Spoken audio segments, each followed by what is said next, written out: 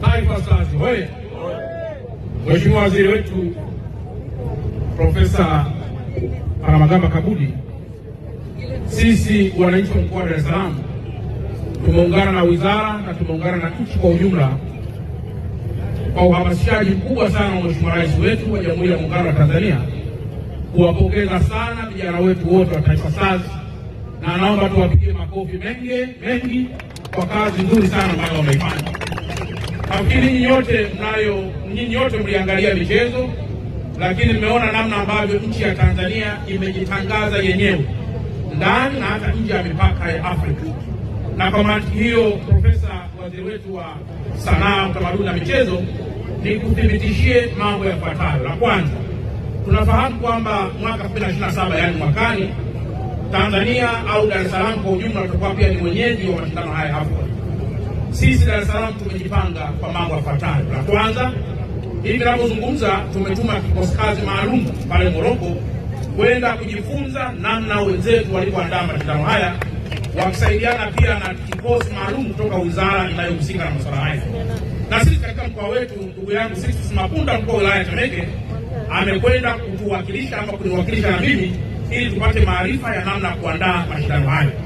Lakini jambo la pili, mnafahamu kwamba amani katika kila jambo ndio msingi wa kila jambo.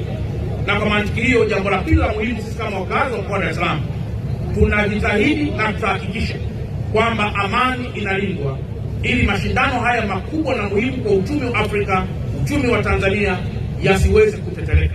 Na kwa mantiki hiyo, Mheshimiwa Profesa Kabudi, tupelekee salamu kwa Mheshimiwa Rais kwamba akae mkao vizuri, akiamini kwamba wapo vijana ambao watafanya kazi hii muhimu ili kuhakikisha taifa letu na mkoa wetu unasonga mbele.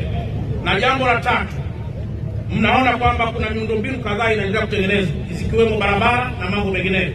Nataka niwathibitishie kwamba tumeshajipanga na wawekezaji kutoka private sector kuendelea kujenga hoteli maalum na za nyota 5 ili wale wageni wote watakaofika na hasa mwaka 2027 wasihangaike katika masuala ya maradhi, wasihangaike katika masuala mengine yote yanayohusiana na masuala hayo.